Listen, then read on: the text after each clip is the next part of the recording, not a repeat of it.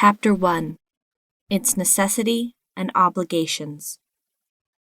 The clearest evidence that we live in a degenerate culture is the fact that we practice so little genuine biblical friendship. Even the word friend itself has become a hollow term, drained of its biblical content and weight.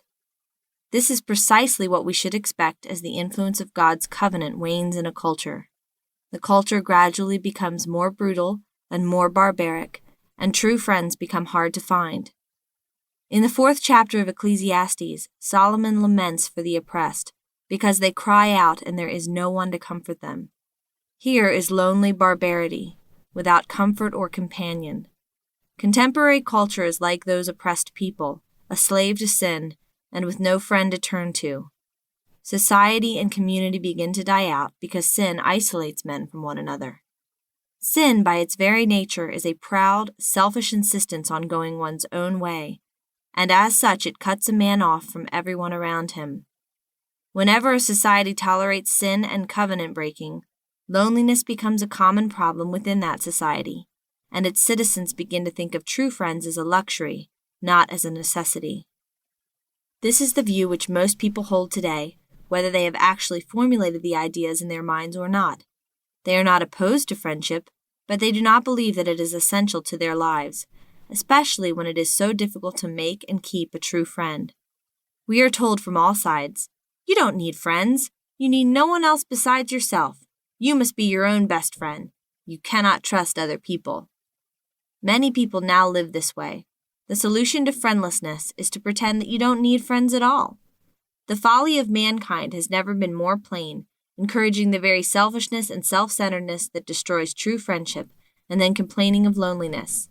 The very thing they focus on, that is, themselves, prevents them from having true friends.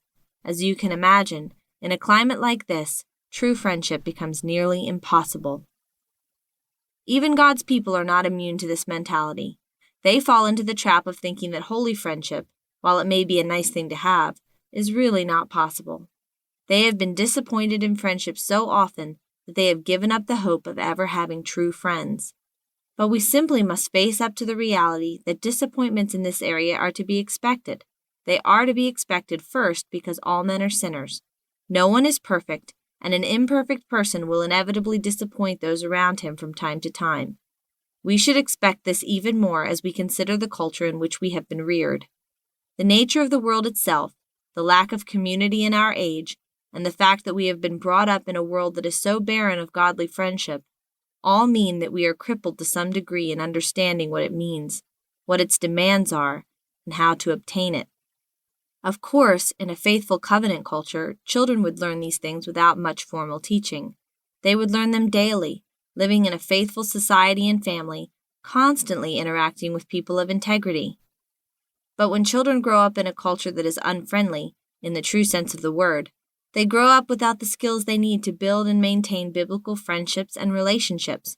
To a greater or lesser degree, this has been the experience of most of us. A few of us have grown up in very fine families where they have learned many of these skills and abilities, and know them almost instinctively. Unfortunately, most of us have not had this privilege.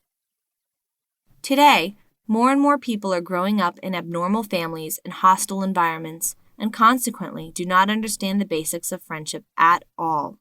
Therefore, we must seek to understand what the Bible teaches about this most basic subject, a subject that in other ages would have been frivolous to study.